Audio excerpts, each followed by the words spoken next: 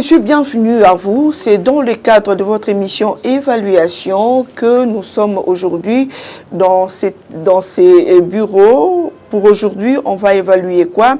On va évaluer l'immigration, mais nous allons beaucoup plus marteler sur les bourses d'études, un secteur qui, depuis un certain moment, semble être difficile pour plusieurs jeunes qui se posent des questions. Que faire? Comment procéder pour aboutir aux résultats? Aujourd'hui, nous en parlons dans cette émission Évaluation et pour cela, nous avons choisi pour vous, il a la parole, il le fait, il est dans ces domaines. Lui, c'est Wilnock Mabiala, il est conseiller en immigration. Bonjour, monsieur Wilnock Mabiala, et merci de nous recevoir chez vous. Merci pour l'opportunité. Nous sommes un bureau tout service. Le bureau tout service, c'est un bureau d'admission internationale spécialisé en conseil d'immigration. Nous travaillons spécialement pour le Canada, l'Europe, la Chypre et la Turquie. Donc, voilà, nous travaillons officiellement depuis 2018. Et grâce à nous, nombreux des étudiants, des parents, des candidats ont eu à bénéficier de nos services et ils seront très contents de nous voir sur votre mission.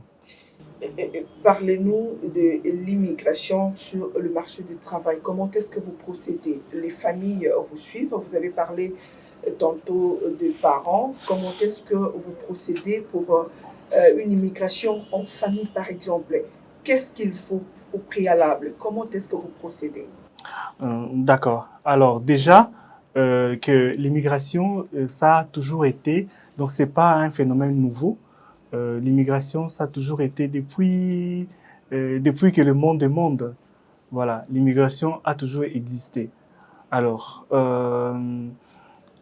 pourquoi d'abord une personne peut avoir envie de pouvoir aller ailleurs? Donc c'est pour de nombreuses raisons. Ça peut être des raisons économiques, scientifiques, en tout cas pour beaucoup de raisons.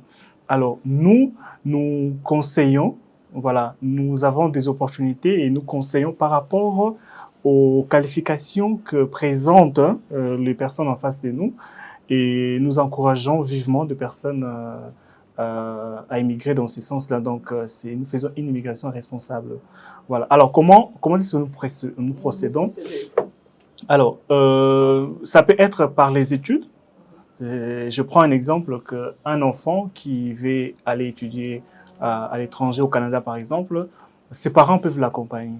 C'est-à-dire, lorsqu'on accorde, l'immigration accorde à un enfant le visa, alors ses parents, c'est-à-dire ses parents, son père et sa mère, peuvent l'accompagner.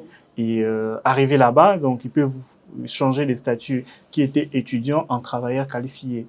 Donc voilà, alors à la chance que nous avons, surtout avec l'immigration canadienne, il y a beaucoup de programmes dont il suffirait que vous puissiez adapter votre profil à un des programmes disponibles sur le marché.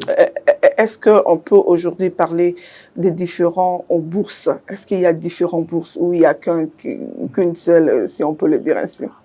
Oui, il y a beaucoup de bourses. Il y a, par exemple, les bourses, je peux dire, du gouvernement, c'est-à-dire les accords entre États. Je prends un exemple de la Chine, du Japon, la Corée, la Russie, qui, eux, donnent des bourses, c'est-à-dire des places gratuites d'études aux étudiants congolais. Et l'État, notre État, à travers le ministère des Affaires étrangères, les SU et coopération internationale, et le distribuer à la population congolaise. Voilà. Mais aussi à des bourses privées. Par exemple, ce que nous avons, la majorité, sont des bourses privées, c'est-à-dire les universités, les fondations, voilà, qui mettent aussi des programmes de bourse. Des fois, ce sont des réductions sur les frais académiques. Il y a d'autres qui sont vraiment d'exonération. Parlez-nous un peu de ces marchés des bourses en République démocratique du Congo. Comment est-ce que vous évoluez avec l'État? Tantôt, vous venez de dire que même l'État peut également négocier avec autres États et négocier des bourses et consorts. Vous êtes de particuliers. comment est-ce que vous procédez? Est-ce que vous rencontrez également des difficultés dans ce sens-là? Est-ce que l'État congolais vous accompagne? Comment est-ce que vous trouvez des moyens nécessaires pour aider toutes ces familles, mais également des étudiants? Vous procédez comment, M. Wilnock? Bon, premièrement, c'est d'abord une passion, hein, parce que on était étudiants, donc moi je fus... Ah, vous êtes passé par là? Exactement, j'étais un des lauréats de la République, c'est comme ça que j'ai obtenu une bourse. Alors du coup, par exemple, dans mon Là, c'était dans le compte de l'État? Oui, donc du coup, dans mon quartier, tout le monde ne s'est pas compris comment est-ce que je suis plus là, donc du coup, et il y a eu beaucoup de sollicitations dans ce sens-là. Alors du coup, je commençais à renseigner des personnes, voilà, on fait ça, on fait ça, on fait ça, on fait ça. Et maintenant, lorsqu'après les études, je me suis retrouvé que bon, j'avais tellement de sollicitations, bon, je me suis dit non, pourquoi pas mettre une structure en fait, pour accompagner dans ce sens-là. Voilà. Alors, comment ça se passe pratiquement? Vous collaborez avec l'État, vous voulez faire comment? L'État collabore avec tout le monde. L'État collabore avec tout le monde. Et ces opportunités-là sont là. Voilà. Mais certainement, beaucoup de personnes ne savent pas où partir. En fait, nous proposons, comme ceux-là qui veulent vous accompagner dans ce processus-là. Voilà. Donc, on peut chercher ces opportunités-là pour vous. On vous l'amène sur la table et puis on vous le propose. Est-ce qu'il y a des critères spécifiques? Exactement. Quels sont ces critères? D'abord, l'âge et aussi le choix des filières. Parce que comme je vous ai dit tantôt, si vous demandez une bourse pour étudier l'économie, vous avez moins de chances que la personne qui a demandé, par exemple, pour faire la médecine. Voilà, donc on a plus besoin des gens de sciences que les économistes. C'est bon, il y en a beaucoup déjà. Pour une famille qui veut immigrer, par exemple? Alors, pour les familles, généralement, avec l'immigration canadienne, par exemple, il y a déjà des programmes bien spécifiés. Donc, il suffirait, par exemple, vous pouvez choisir, par exemple, par les études. Vous choisissez un ou deux enfants qui, eux, font les études. Aussitôt qu'on leur accorde le visa, on leur accorde une autorisation d'entrée sur le sol canadien et on fait maintenant la demande d'accompagnement de parents. Peut-être aussi un enfant. Voilà, donc vous pouvez vous retrouver toute la famille au Canada à travers un qui est parti comme étudiant. Voilà. Alors, il y a aussi ce qu'on appelle les travailleurs qualifiés. Voilà. Donc, ce sont des offres d'emploi qui sont là. Voilà. Vous venez avec votre CV, vous voyez si ça correspond. On essaie de postuler pour vous, d'accord? Et aussitôt que nous obtenons une offre d'emploi, on applique. Et là, vous pouvez partir avec toute la famille. Toute la famille? Oui, toute ça la demande famille. Beaucoup d'argent. Pour l'argent, on demande combien pour un étudiant? Pour une famille, s'il faut accompagner l'enfant, mais également nous voulons savoir, lorsque on obtient une bourse au niveau d'une université d'un pays quelconque, en ce qui concerne l'argent, est-ce que c'est la famille de l'enfant qui prend en charge toutes les démarches, ou mais également pour les frais académiques, ça se passe comment? Essayez un peu d'expliquer aux Congolais. Bon, l'argent, c'est très délicat de l'aborder comme ça, mais en général, le Canada, c'est un pays qui coûte énormément cher. Le coût de la vie est très élevé. Ça, c'est une réalité. C'est vrai que les salaires aussi suivent, mais ça reste quand même un pays qui coûte énormément cher. Donc, lorsque vous voulez vous engager là-dessus, vous devez avoir les moyens pour le faire. Alors, l'université vous accordera ce qu'on appelle une exonération partielle si vous ferez des scolarités. Par exemple, si vous devez payer 32 000 $, l'université peut vous donner 28 000 $. En fait, on ne vous le donne pas comme ça, on réduit sur ce que vous devez payer à l'université. Donc, si on vous offre une bourse de 28 000 $ sur le 32 que vous devez payer, ça vous reste quelque chose à payer. Vous voyez, c'est déjà bon.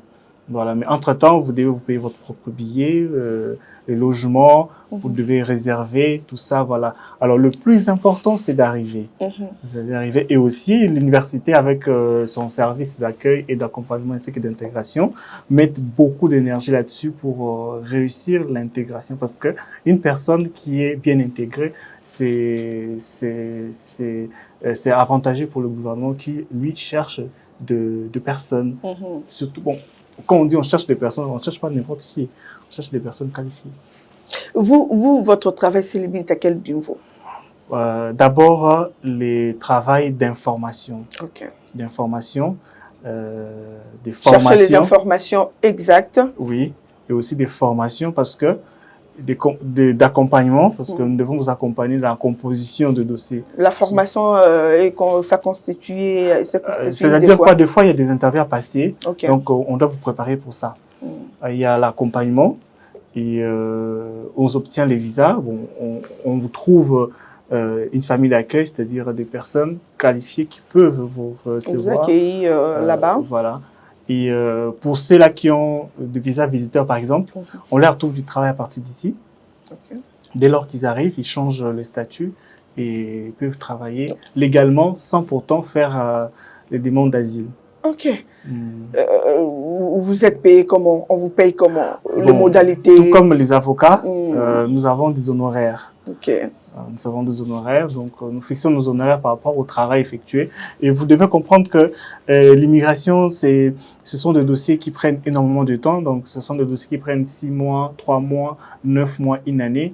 Donc, voilà, nous sommes payés aux honoraires par rapport au travail effectué. Voilà, votre honoraire s'élève à combien? Voilà, par exemple, pour des dossiers individuels, familiales, nous sommes aux alentours. Ça dépend de 1500 à 1700. Voilà, pour toute la famille, on est aux alentours de 3200 à 3700. À 3700. Là, c'est que celui qui vient vers vous va vous payer. Exactement. C'est pour le démarche, non? C'est ce qu'il va vous payer, donc. Là, on veut comprendre. Oui, parce que, par exemple, les frais consulaires, tout ça, donc ça fait partie des démarches, non? Ok. Donc, du coup, ça fait partie de l'argent que la personne déboursera. Pour finaliser son dossier. Voilà.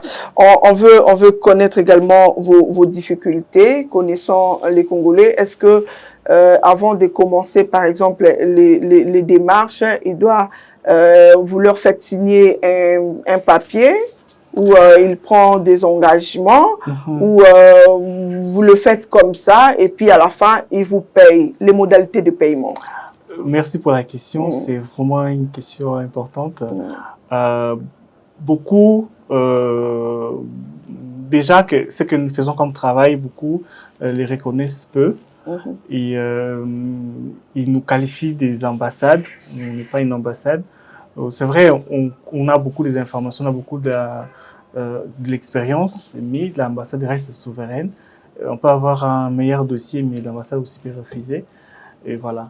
Alors, pour éviter de problèmes avec beaucoup de personnes qui ne comprennent pas que c'est un travail intellectuel qui doit être payé, alors nous préfinançons nos démarches. Ok. C'est-à-dire, si nous, après conversation, on voit, on détecte quel programme va le mieux, ok, alors nous pouvons engager nos propres moyens et on signe un contrat, voilà, à l'aboutissement du contrat, dossier. Vous payez nos honoraires. Voilà. Malgré ça, nous avons quand même des visas ici. Problèmes. Et voilà, depuis là, la personne ne vient pas parce qu'il n'est pas prêt. Bon, mais ils finissent toujours par remplir le contrat. Dans ces cas, vous faites quoi? Vous gardez d'abord le visa? Bon, c'est sur contrat parce qu'on n'a pas le droit de garder. Mais avec son autorisation, bien sûr, parce que dans le contrat, c'est bien stipulé que non, à la fin, vous devez... Est-ce que vous êtes déjà arrivé de garder un passeport avec visa pendant autant de temps et que ça prend également fin ici? Il y en a. Il y en a là. Je vais vous le montrer après. Ok. Dans ces cas, c'est vous qui perdez ou c'est la personne qui vient vers vous qui perd? Non, exactement. Nous perdons parce que nous avons fait sortir les moyens pour ça. C'est tout simplement pour se différencier des autres qui sont sur le marché, qui prennent d'abord l'argent. Après, quand les dossiers n'aboutissent pas, ils ont difficulté à faire arranger les choses. Vous voyez, donc voilà. Donc nous prenons tous les risques. Et à la fin, Monsieur Wilnock, est-ce qu'il y a également des moments où vous acceptez quand même une personne qui vient vous voir, je viens vous voir, je n'ai pas assez de moyens, je vous dis, aidez-moi. Une fois que j'arrive sur place, je commence à travailler, je vous rembourserai. Est-ce qu'il y a également des contrats de ce genre? Mais également, dites-nous, si oui, qu'est-ce que vous mettez en place justement pour gérer toutes ces situations? Nous connaissons le Congolais, une fois qu'il arrive sur place, dans un pays où le droit de l'homme est très prôné. Comment est-ce que vous faites pour gérer toutes ces situations pareilles si il vous est déjà arrivé une fois de gérer de tels cas? Bon, on le gère au quotidien, mais simplement, un détail, c'est que nous, les Congolais, nous avons difficulté à payer des crédits, à payer des dettes. C'est vraiment très difficile que ce système-là marche vraiment bien. Avec les États-Unis, à un moment donné, c'était vraiment en vogue. Voilà, mais on sait tous ce qui se passe. Une fois que la personne arrive, c'est fini. Il change de numéro, il change d'adresse, donc perdu de la nature. Voilà, donc, mais après, on peut pas continuer sur ce modèle économique-là qui, voilà, je vous rappelle qu'on reste quand même une entreprise qui a des taxes à payer, il y a des charges, il y a des employés tout le mois, il faut essayer il faut honorer les engagements, tout ça, donc voilà. Alors, mais pourquoi nous avons choisi ces modèles des préfinancements, c'est-à-dire vous-même, les bureaux préfinancent, donc sortent son argent pour financer.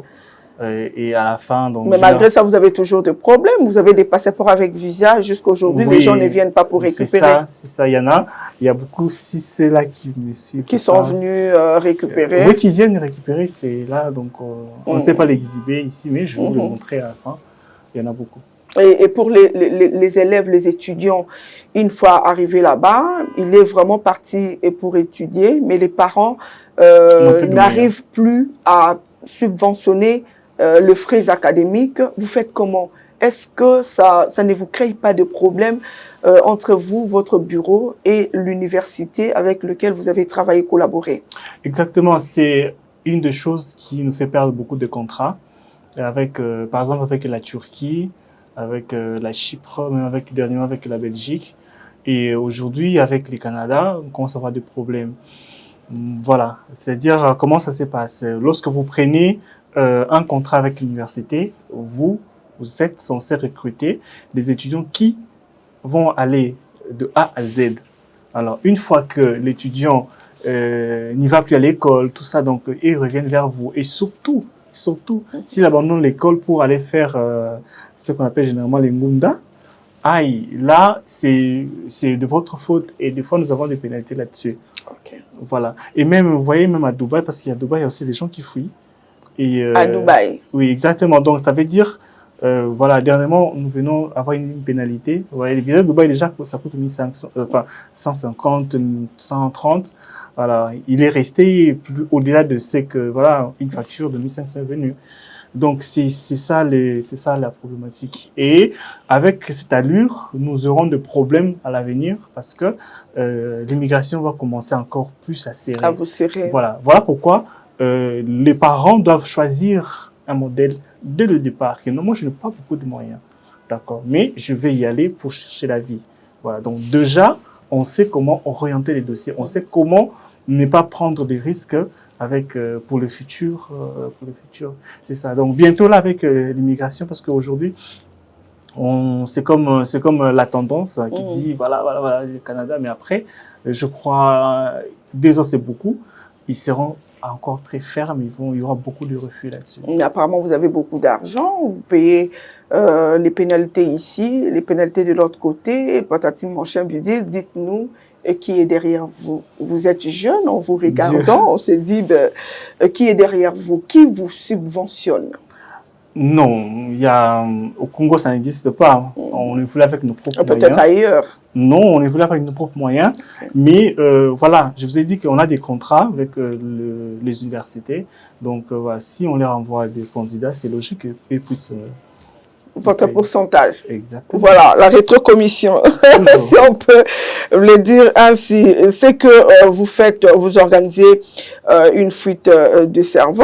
Non, par contre, non, madame. Ce que nous faisons, c'est plutôt, voilà, même lorsque nous remplissons les formulaires, c'est bien écrit qu'à la fin, c'est ce jour académique, l'enfant doit revenir. S'il ne revient pas, c'est une personne adulte qui a choisi sa voie. Donc, sur ça, vous n'avez pas... Nous contrôlons le processus tant qu'il est étudiant. Et oui. Mais une fois qu'il a son diplôme, là, c'est sa responsabilité avec son pays. Je suis arrivée au Canada, je suis allée pour étudier, j'ai fini où je coupe les études pour faire autre chose. Je suis déjà adulte. Là, ça ne vous concerne plus. Ils n'ont qu'à suivre le candidat, pas vous en tant que bureau qui a accompagné cet étudiant. C'est ça le problème, c'est que les candidats il n'est pas venu à l'université seul, c'est nous qui l'avons amené.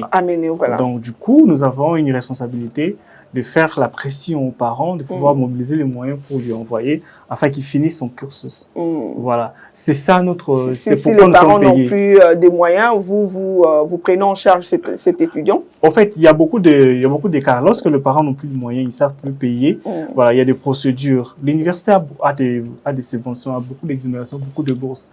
Voilà, alors c'est simplement qu'on ne veut pas le demander. Mais c'est là qu'il revient vers nous, non, on n'a plus de moyens, qu'est-ce qu'on fait? Voilà, on écrit des lettres, on explique la situation, on frise derrière des comptes, on dit que non, l'enfant peut travailler pendant une année, après il va revenir aux études, mais ça se fait de manière officielle. Pas abandonner les études, aller faire des ngunda, non. Si aujourd'hui je suis passée par vous et que j'ai tout fini, mais je ne veux plus rentrer au Congo pour venir travailler ici au Congo. Non. Est-ce là également c'est un problème pour vous? Non. Non, ça c'est pas un problème. Ça c'est d'ailleurs c'est eux qui souhaitent, et même le souhaitent que le meilleur. Souhaitent les candidats ou l'université? Non, l'immigration. Donc ils veulent avoir le meilleur. C'est-à-dire ceux qui partent jusqu'au bout. Parce que les études, rappelons-nous que c'est très difficile. Hein. Étudier à l'étranger, c'est pas facile, c'est compliqué. Voilà. C'est un pays où il fait généralement froid. Voilà, vous devez vous lever à 8 heures pour aller au cours. Et les études là-bas sont sérieuses. Donc quand vous allez au cours à 8 heures, jusqu'à 15 heures, après vous avez un temps de devoirs. D'autres, on vous l'envoie par mail. Donc vous n'avez même pas le temps d'y aller travailler, tout ça. Donc si vous partez pour les études, en tout cas, vous devez vous focaliser sur les études. Exactement. Sinon, vous allez échouer. Voilà. Donc quand vous allez échouer, bon, l'argent que vous allez gagner, donc ça va vous servir de payer les pénalités. Donc du coup, vous tournez en rond. Voilà.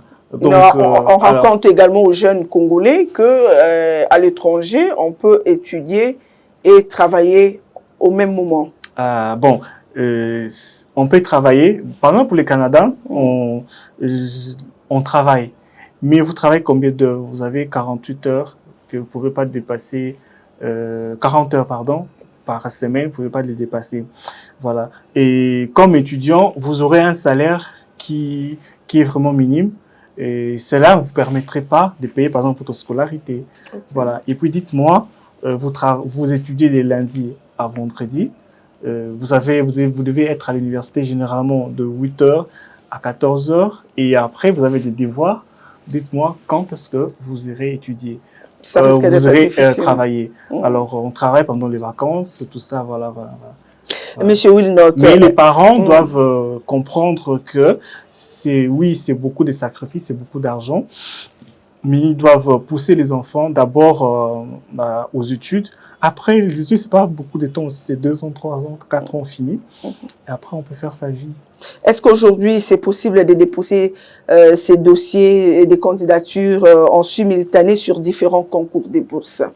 Oui, c'est ça qui est souhaité. Okay. Donc, voilà, il faut poser. Il y a des avantages liés à cela? Exactement, il faut postuler partout un peu et après, vous prenez une décision pour y aller, hein, tout ça. Donc, voilà. Mais également, parlez-nous du statistique. Vous, en tant que bureau d'accompagnement, combien de familles, d'abord, avez-vous aidé pour l'immigration, mais également combien d'étudiants avez-vous déjà aidé pour y aller pour les études d'abord? Bon, je n'ai pas les chiffres en tête, mais on m'appelle communément Midvisa. Okay. Donc, ce nom-là vient du fait que chaque semestre, nous réussissons pour les Canada à envoyer dans le 25 à 30 candidats qui obtiennent les visas. Et pour la Chypre, la Turquie, la Bélarussie, la Russie, nous envoyons énormément sans compter la France, hein, où nous envoyons aussi quelques étudiants. et les familles. Quelques étudiants et familles, parlons des étudiants. Est-ce une faiblesse pour notre État aujourd'hui? Plusieurs jeunes veulent aller étudier à l'étranger. Est-ce une faiblesse pour notre système académique? Non, pas du tout. Pas du tout. Dites-moi combien de personnes quittent le Congo pour aller étudier ailleurs. Ils sont trop peu par rapport à ceux qui restent étudier ici. Par rapport à votre nombre à vous, si on comptabilisait avec d'autres bureaux d'accompagnement? Ça reste même pas 1%. Ok. Oui, ça reste. Mais c'est très bien. Pourquoi? Parce que ailleurs, nous apprenons d'autres choses que, voilà, c'est pas tout le monde qui reste là-bas. Nous sommes rentrés. On pouvait aussi rester. Vous étiez où? Au Canada? Voilà, j'étais les noms. Ok. Mais est-ce qu'il y a également des demandes de l'autre côté? Ils veulent également venir et étudier ici chez nous. Est-ce qu'il y a également des demandes dans ce sens-là? Bon, jusque-là, il n'y en a pas, hein, mais maintenant, ça, c'est la responsabilité de l'État de pouvoir le faire. Parce que, vous savez, l'éducation, par exemple, en Chypre, l'éducation contribue à 30% du budget national. C'est-à-dire, les étudiants, vous voyez tous ces étudiants qui partent, vous voyez, quand quelqu'un voyage, il voyage avec tout son patrimoine. Voilà. Je suppose que par mois, je consomme $1000. Donc, $1000 qui quitte l'Afrique, qui vient en Turquie, par exemple. Voilà. Il y a Western Union, il y a les taxes que vous payez, il y a la maison que vous payez. Vous voyez, vous faites... voilà. Si vous êtes à l'étranger, vous allez consommer plus que quelqu'un qui est ici. Voilà. Prenez votre enfant qui étudie à l'UPC qui paye $1000 et un autre enfant, votre propre enfant qui est au Canada qui paye $15 000. Voilà. Vous comprenez que... Et ces 15 000 là, ça quitte ici, ça va pas là-bas. Donc voilà. Mais c'est à l'État de pouvoir les comprendre que c'est un secteur où, lorsqu'on investit bien, on a un retour très, très lucratif. Donc voilà, c'est à l'État d'organiser les choses. Donc l'État devait, en principe, vous accompagner, vous, en tant que particulier? Bon, nous les demandons, mais on fait avec, hein, on ne se plaint pas. Voilà, on fait avec, on ne se plaint pas. Parlez-nous des aspects négatifs de l'immigration. Il n'y a pas quand même que rose, hein? Oui. Premièrement, c'est d'abord beaucoup d'incompréhension parce que très peu de personnes ne comprennent pas que nous ne sommes pas des ambassades, nous sommes qu'un bureau d'accompagnement, un bureau d'admission. Voilà. Et c'est comme les avocats, ce n'est pas plus que vous prenez un avocat pour vous défendre votre cause que nécessairement vous devez avoir un aspect positif. Voilà. Ça, c'est notre plus grande difficulté. C'est que même aux intellectuels, ils n'arrivent pas à comprendre que non, une démarche n'est pas nécessairement fait pour réussir. Ça peut aussi échouer. Voilà. Mais nous avons beaucoup d'alternatives lorsqu'il y a une démarche échoue. Nous proposons d'autres choses. Voilà. Et voilà. Alors, certainement, on dit voilà parce que vous avez payé. Ok, voilà pourquoi on nous dit non, ne payez pas, on préfinance. Comme ça, il y aura plus de compréhension. Mais les gens doivent comprendre que c'est important de se faire accompagner. Vous voyez, vous éviterez beaucoup des erreurs, vous éviterez de perdre beaucoup d'argent pour rien et surtout beaucoup de temps. Voilà. Parce que si vous êtes accompagné, vous saurez déjà que non, quand mon enfant part comme ça, toute la famille peut se retrouver là-bas aussi grâce à l'enfant. Donc l'enfant, on peut investir sur cet enfant pour que toute la famille se retrouve. Ouais, il y a certaines familles qui les comprennent comme ça dès le départ. Ouais, et puis ils poussent l'enfant à étudier, à avoir un diplôme. Ouais, donc ça c'est très important.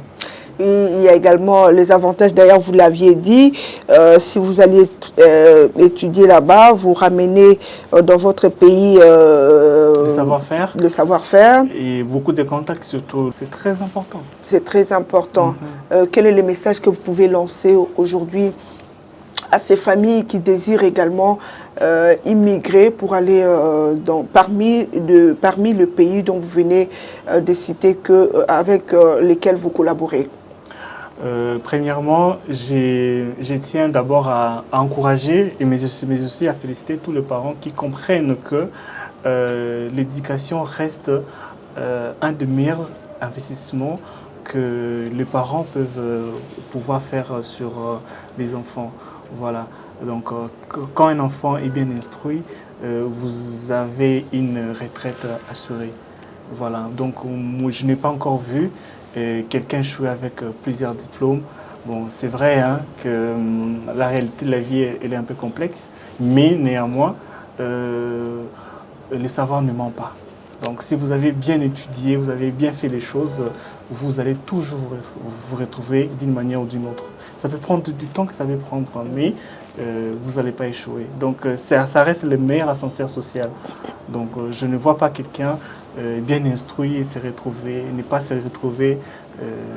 Voilà. Alors pour ça, j'encourage les parents et eux-mêmes les étudiants à pouvoir prendre conscience que c'est important pour eux-mêmes de pouvoir faire de meilleures études.